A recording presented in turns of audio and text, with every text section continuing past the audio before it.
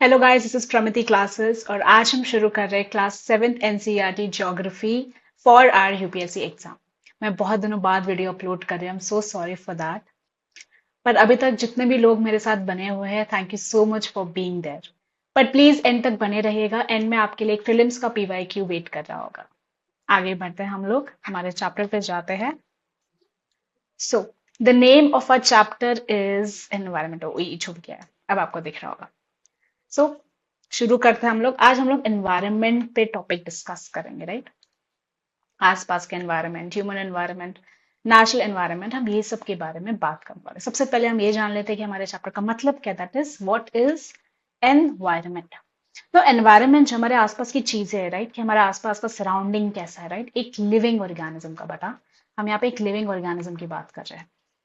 The place, people, things, and nature that surround any living organism is called environment। ना उसका मतलब क्या है डेफिनेशन का, कि ऑब्वियसली कुछ कोई भी चीज, कोई भी लिविंग ऑर्गेनिज्म को अगर सराउंड कर रही है, कोई भी जगह, कोई भी लोग, ठीक है, बहुत सारी जगह हो सकती है, बहुत सारे लोग हो सकते हैं, अलग अलग तरीके की जगह हो सकती है। सो जो भी हमारा सराउंडिंग्स है वो हमारा एनवायरमेंट कहलाता है। एनवायरमेंट में देखो, हमने चार चीजें, चार नाम क्यों लिए गए कि हमारा पूरा एक डेफिनेशन से बन जाता है। इन चार चीजों में आपने पूरा एक सराउंडिंग को डिफाइन कर दिया, राइट। चार चीजें मतलब सबसे पहला, आप कौन सी जगह पे हो, ठीक है, कौन से लोग आपके आसपास है, कौन सी चीजें आपके आसपास है, एंड किस तरह का नेचर है ना। इन चार चीजों में आपका पूरा एक सराउंडिंग जो है वो डिफाइन हो जाता है, राइट। सो एक लिविंग ऑर्गेनिज्म किस तरीके के सराउंडिंग में है, उससे पता चलता है कि उसका एनवायरनमेंट क्या है। What is environment? So the definition says the place, people, things and nature, ये चार चीजें that surrounds any living organism. यहाँ पे हम लिविंग ऑर्गेनिज्म की बात कर रहे हैं, right, that is known as environment.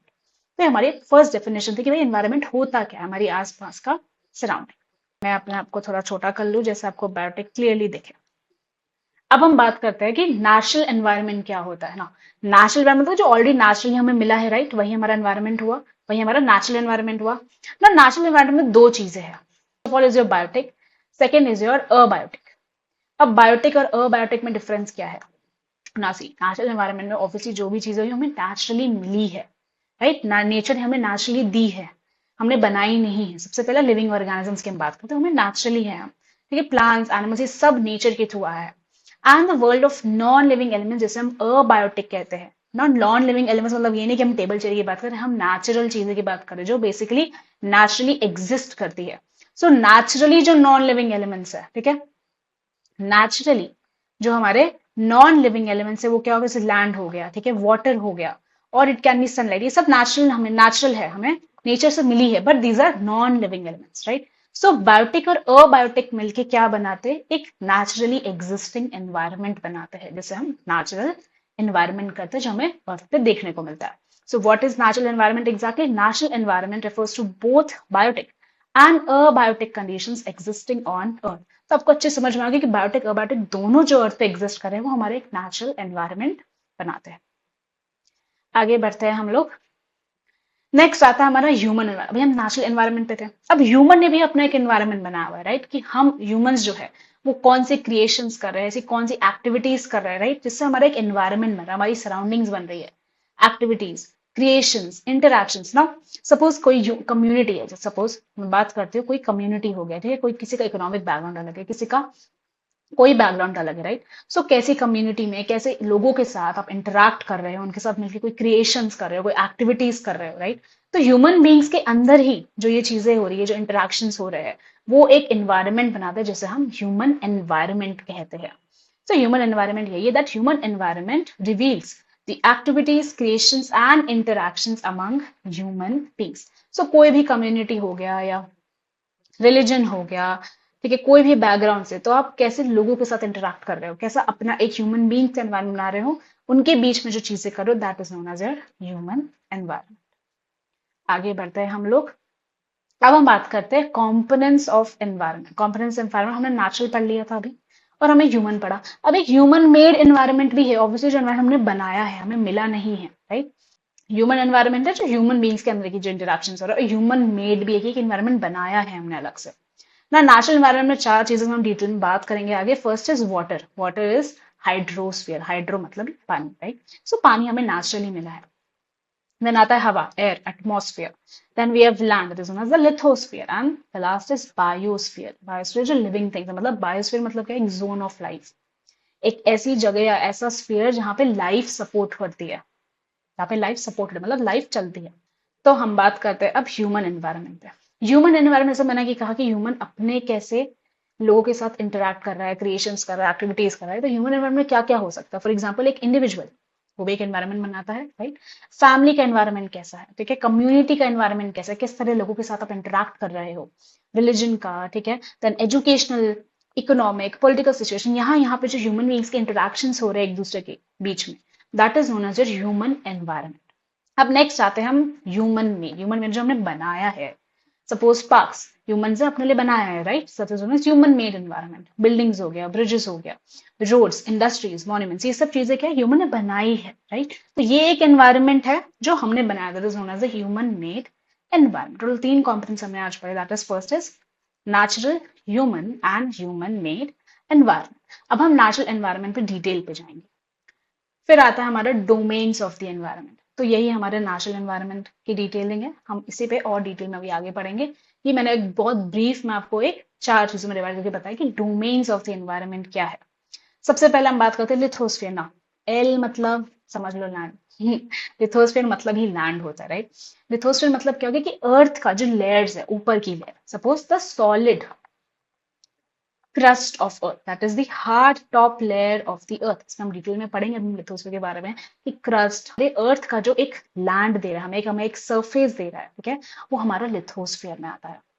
फिर हम बात करते हैं हमारा हाइड्रोस्फीयर में ना। हाइड्रोस्फीयर क्या है, वो कुछ नहीं है, हमारे सोर्सेज ऑफ वाटर, ठीक है, हमें पानी है। हाइड्रो मतलब ध्यान रखो यार, H2O, पानी, सिंपल, ठीक है। Different types of water bodies, तो जितने भी वाटर बॉडीज, जितने भी सोर्सेज ऑफ वाटर है, ठीक है, जो नेचुरली आते हैं, वो सब हमारा हाइड्रोस्फीयर में आता है। फिर हम बात करते हैं एटमॉस्फेयर। एटमॉस्फेयर मतलब क्या हो गई, हवा, एयर। एयर की एक लेयर है अर्थ को जो सराउंड करती है, हमने बहुत बार पढ़ा हुआ है। Thin layer of the earth that surrounds the earth is called atmosphere. So earth को जो एक लेयर है, अर्थ के ऊपर एक थिन लेयर ऑफ एयर है जो उसको सराउंड करती है, atmosphere. Then we have biosphere. Biosphere को हम जोन ऑफ लाइफ बोलते हैं। जो लिविंग ऑर्गेनिजम्स का जो जोन है, जहाँ पे लाइफ हम सपोर्ट करते हैं, लाइफ को सपोर्ट कर सकते हैं, उसे हम बायोस्फीयर बोलते हैं। Zone of life on earth और द लिविंग वर्ल्ड, ठीक है। तो बायोस्फीयर के अंदर एक्चुअली सब आ जाता है, जो भी चीज लाइफ को सपोर्ट कर रहा है वो सब आ जाता है, लैंड, एयर, वाटर, ये सब बायोस्फीयर के अंदर आ जाता है। अब हम लिथोस्फीयर के बारे में डायरेक्ट पढ़ेंगे। So what is lithosphere? Lithosphere मैंने अभी आपको समझाया क्या होता है, लैंड, राइट। एल मतलब ही क्या है हमारा, लैंड, ठीक है। डायग्राम में बता रखा है, ये रहा हमारा crust. Lithosphere that is land जो हमें अर्थ प्रोवाइड करा है। So irregular surface with various land forms. Now land भी बहुत अलग अलग तरीके के हैं हमारे इंडिया में, right. Like on earth only, मतलब पूरे अर्थ में अलग अलग तरीके के लैंड है। आपको इंडिया में हर जगह अलग तरीके, फर्टाइल लैंड है, एक अलग तरीके का लैंड है, हर जगह अलग तरीके का लैंड है, डिपेंडिंग अपॉन द एरिया। सो अलग अलग तरीके की लैंड फॉर्म्स है। फॉर एग्जाम्पल माउंटेन्स है, प्लाटोज है, प्लेन्स है, वैलीज है, एक्सेट्रा।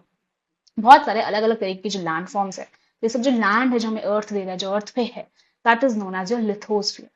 सो ये हमें फॉरेस्ट देता है। ऑब्वियसली सपोज कोई बहुत अच्छा फर्टाइल लैंड है, वहाँ पे फॉरेस्ट है, बहुत सारे ट्रीज उगे हुए हैं, forest and grasslands for grazing, land for agriculture. Obviously fertile land हम प्रेफर करेंगे फॉर एग्रीकल्चर, राइट। सो ये जिस तरीके की लैंड है जो हमें काम आ रहे हैं फॉर डिफरेंट एक्टिविटीज, तो ये सब हमें लिथोस्फीयर देता है। और ह्यूमन सेटलमेंट्स के लिए जो हमें लैंड मिलता है।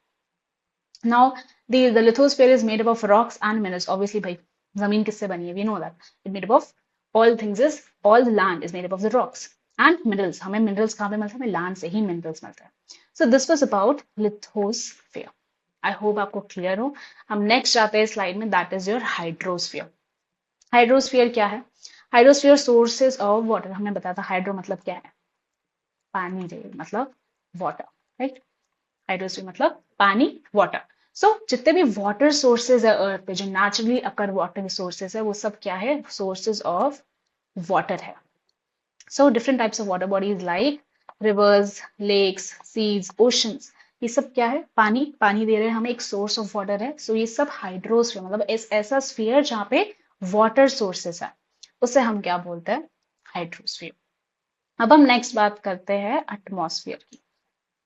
एटमॉस्फेयर क्या है, हमें सबको पता है कि एक थिन लेयर ऑफ एयर है, ठीक है, that surrounds the earth. Thin layer of air that surrounds the earth. Earth को, ठीक है, एक पूरी लेयर बनी हुई है, ठीक है, हवा की layer, that is known as your atmosphere. Atmosphere का काम क्या है? एटमॉस्फेयर बहुत इंपॉर्टेंट एक गैशियस लेयर है, ठीक है, उसमें गैसेस है, डस्ट है, वाटर वेपर है, ये पूरी एक लेयर है जो अर्थ को सराउंड करती है and it protects us from the harmful rays and scorching heat of the सन।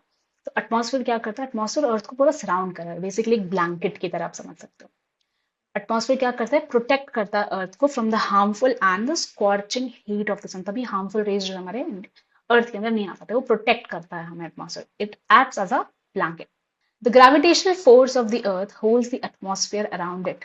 इसका मतलब क्या है? ऑब्वियसली जो लेयर ऑफ एयर है जो अर्थ की सराउंड करी हुई है, ठीक है, जो अर्थ की जो ग्रेविटी, हमें पता है ग्रेविटी की है, एक ग्रेविटेशनल फोर्स जो हमें अर्थ की तरफ खींचती है। सो तो एक ग्रेविटेशनल फोर्स है ना, वो एटमॉस्फेयर को भी खींचे रहती है, उसी को होल्ड करी हुई होती है। आगे बढ़ते हैं हम लोग। अब आता है लास्ट हमारा बायोस्फीयर। बायोस्फीयर को मैंने बताया था आपको जोन ऑफ लाइफ बोलते हैं, क्योंकि यहाँ पे ऐसी सब चीजें आपको मिलेगी जो लाइफ को सपोर्ट करती है। सी लैंड है, ठीक है, then we have water, we have air, हर चीज है जो लिविंग थिंग्स को या लाइफ को सपोर्ट कर रही है, उसे हम एक बायोस्फीयर कहते हैं। कैसा स्फीयर बोलते हैं जो लाइफ को सपोर्ट करती है। A narrow zone of the earth where land, water and air interact with each other to support life. So land, water, air ये तीनों चीजें एक दूसरे को इंटरैक्ट करते हैं। You know, right? Water cycle, land, हवा, ये तीनों चीजें इंटरैक्ट करती है एक दूसरे के थ्रू, जिसके वजह से लाइफ सपोर्टिंग एलिमेंट्स मिलते हैं लिविंग ऑर्गेनिजम्स को earth. So that sphere is known as your biosphere. आगे हम बात करते हैं अब इकोसिस्टम के बारे में ना। इकोसिस्टम क्या होता है? इकोसिस्टम की अगर हम बात करें तो इकोसिस्टम एक बायोलॉजिकल सिस्टम है ना। बायोलॉजिकल सिस्टम से क्या मतलब? इकोसिस्टम एक ऐसा सिस्टम है जहां पे लिविंग ऑर्गेनिजम्स जो होते हैं वो अपने एनवायरनमेंट के साथ इंटरैक्ट कर रहे हैं या इंटरैक्शन कर रहे हैं। सो एक ऐसा बायोलॉजिकल सिस्टम जहां लिविंग ऑर्गेनिज्म जब इंटरैक्ट कर रहे होते हैं अपने एनवायरनमेंट में, तो वो एक सिस्टम बना लेते हैं अपने आसपास, that is known as your ecosystem. अब यहाँ पे नीचे मैंने ये लिखा हुआ है कि the biotic and abiotic components are linked together. अब इसका मतलब क्या है? मैं आपको एक एग्जांपल के थ्रू समझाना चाहूंगी कि सपोज एक पॉन्ड है, ठीक है, आप समझ लो एक पॉन्ड है, तालाब है, ठीक है, उसमें बहुत सारी फिशेज होंगी ऑब्वियसली, और मैंने बहुत गंदी फिश बनाई है, please ignore that, okay. Fishes है, इंसेक्ट्स है, माइक्रो ऑर्गेनिज्म, सब पानी में है, राइट। सो ये क्या है? Living organisms, which means these are the biotic components, right. Biotic components हमारा ये हो गया जो पॉन्ड में है। अब ये बायोटिक कंपोनेंट्स जो है वो अबायोटिक कंपोनेंट से लिंक्ड है। लिंक मतलब क्या हो गया? भाई पानी, पॉन्ड में क्या होगा? पानी तो होगा ना, वाटर होगा, राइट। वाटर आता है पॉन्ड में, सनलाइट भी आ रही होती है, ठीक है। ये सब चीजें क्या है? ये सब अबायोटिक है, ये अबायोटिक है, ठीक है। ये जो लिविंग ऑर्गेनिजम्स है हमारे, वो क्या है? बायोटिक है। सो ये दोनों क्या कर रहे हैं? एक दूसरे से इंटरैक्ट कर रहे हैं, right.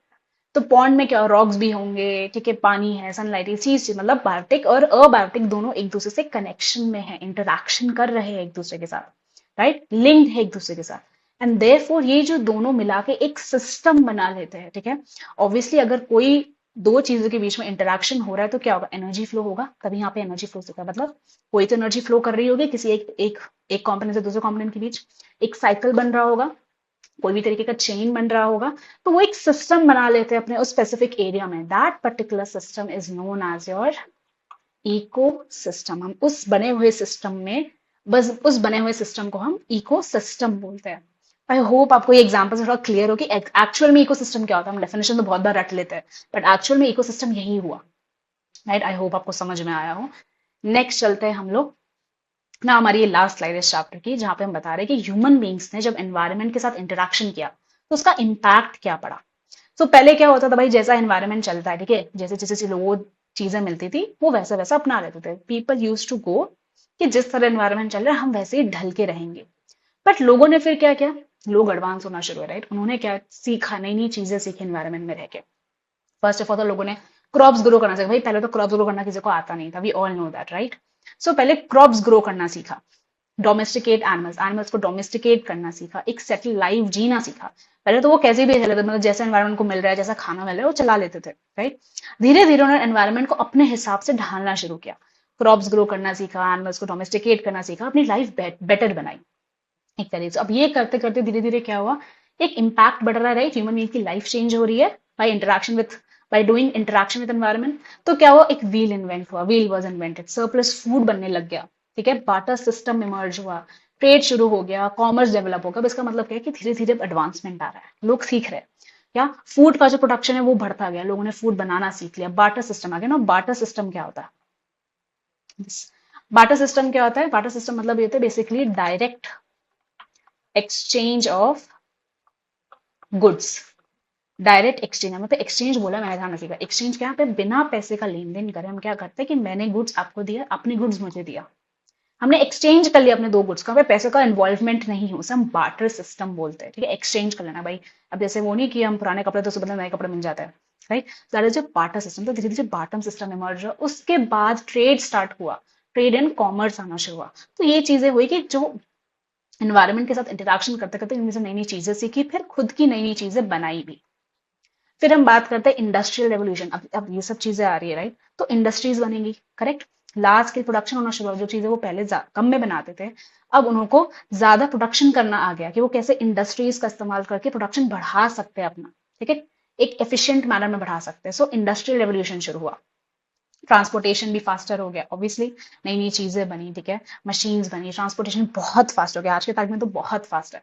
And then came the information revolution, जिसने कम्युनिकेशन को ईजियर एंड स्पीडी बना दिया।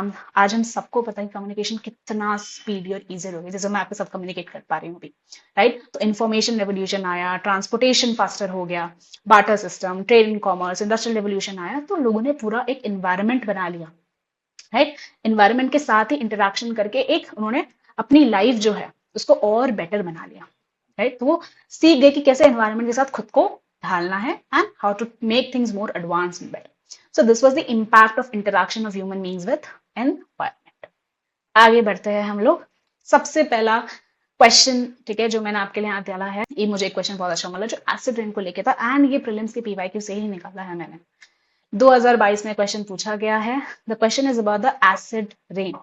यहाँ पे चार ऑप्शन दिए आपको, carbon monoxide, nitrogen oxide, ozone and sulphur dioxide. इन चारों में से excess of which of the above in the environment is or are causes of acid rain. So the question ये है कि एसिड रेन का कॉज क्या है, मतलब इन चारों में से किसके एक्सेस होने की वजह से एनवायरमेंट में एसिड रेन होता है। That is the question for you. Options आपको चार दिए हुए हैं, 1 2 3, 2 and 4, only 4 and 1 3 and please do this question and tell me the answer in the comment section. बस इसी के साथ हम हमारा वीडियो एंड करते हैं। Thank you so much guys यहाँ तक बने रहने के, अगर आप यहाँ तक पहुंच गए हो तो। And please like, share and subscribe, और प्लीज कमेंट सेक्शन में अपना फीडबैक, अपने आंसर जरूर भेजेगा मुझे। Thank you so much guys, bye bye.